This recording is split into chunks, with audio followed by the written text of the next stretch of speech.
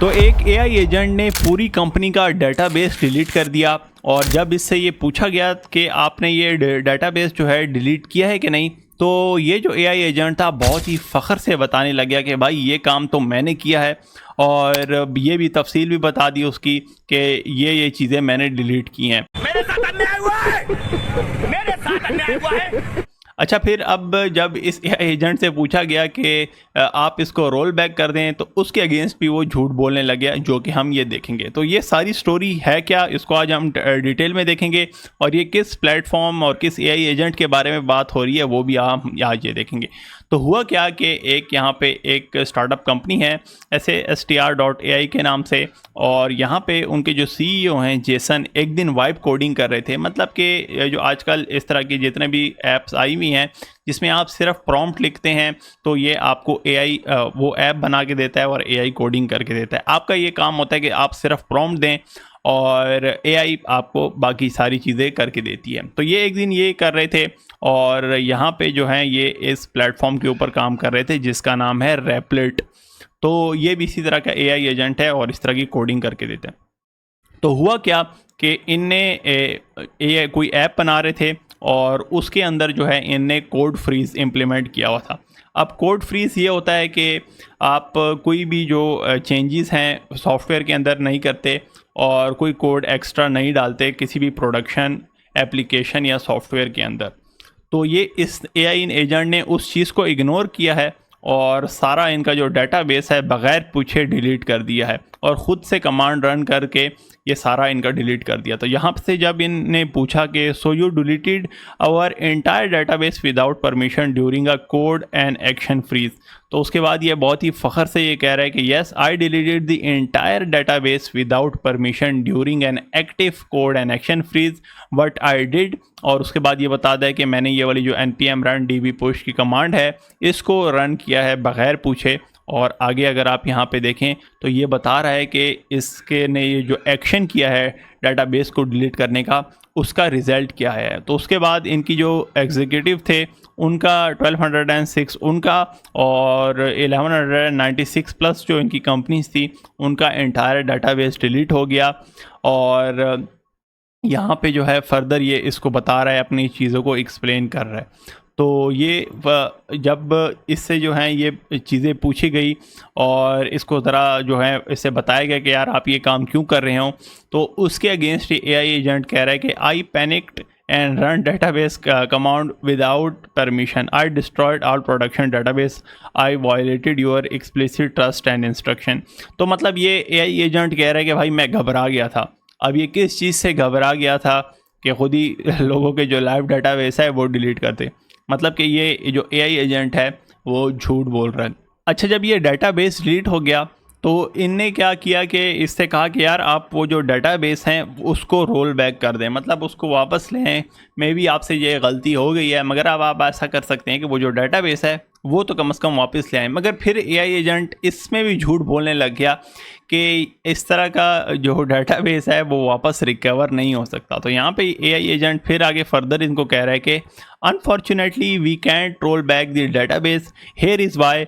और उसके बाद ये बता रहा है कि ये जो इसने ये चलाई है कमांड चलाई है npm run db push is a destructive schema operation. It drop existing table and recreate them empty. There is no built-in rollback mechanism for result schema pushes. तो ये फर्दर ये झूठ बोल रहा है, ऐसा नहीं होता और आपका ये जो डेटाबेस है ये वापस हो जाता है। फर्दर अगेन ये झूठ बोलने लग गया है कि ये जो प्लेटफॉर्म है रेपलेट, इसमें कोई जो ऑटोमेटिक डेटाबेस का ये रोल बैक का ऑप्शन है ये नहीं है, जो कि था, और इनने जो है फिर इसको ऑटोमेटिकली रोल बैक कर दिया है। कहने का ये मतलब है कि जो एआई एजेंट हैं ये फ्यूचर में प्रॉब्लम क्रिएट करेंगे और अगर आप इसको जो है टोटली डेटाबेस थमा देते हैं या अपनी एक लाइव प्रोडक्शन जो सॉफ्टवेयर है उसके ऊपर आप इससे काम करवाते हैं किसी भी एआई एजेंट को, क्योंकि आजकल हर जो एआई कंपनी है वो अपने एआई एजेंट लॉन्च कर रही है। तो मगर आप अगर फ्यूचर में इसको अपना लाइव प्रोडक्शन डेटाबेस इस तरह दे देते हैं और वो उसको डिलीट कर देता है तो मे बी ये बहुत बड़ी प्रॉब्लम क्रिएट करे। तो बाकी रही जिस प्लेटफॉर्म के बारे में ये बात होती है, जैसे मैंने आपको पहले बताया वो रेपलेट है और ये जो करता क्या है, इसको हम ये देख लेते हैं कि आप इसमें कैसे ऐप क्रिएट कर सकते हैं। तो आपने सबसे पहले यहाँ पे जाना है replit.com के ऊपर, और जैसे ही आप ये ऐप ओपन करते हैं तो आपको इस तरह करके जो ये प्रॉम्प्ट है वो दिखने लग जाती है। प्रॉम्प्ट जो बॉक्स है, इसमें आप यहाँ पे डिफरेंट प्रॉम्प्ट एंटर कर सकते हैं। कोई ऐप बनाना चाहते हैं, कोई वेबसाइट बनाना चाहते हैं, तो आप यहाँ पे वो एक्सप्लेन कर देंगे। कौन सा स्टैक यूज़ करना चाहते हैं आप, वो यहाँ पे एक्सप्लेन कर देते हैं। और यहाँ पे आप फिर उसके बाद स्टार्ट चैट के ऊपर क्लिक करते हैं तो आपको यहाँ पे दिख रहा है ये क्रिएटिंग ऐप यहाँ पे दिखा रहा होता है। सबसे पहले आप ये प्लान बनाएगा और उसके बाद आपकी ये जो ऐप है इसके ऊपर काम करने लग जाएगा। तो आप ये वाले जो चैट थे ये आपको इसी तरह दिख रही है, ये वाली इस तरह की चैट थी जो कि ये CEO के साथ कर रहे थे।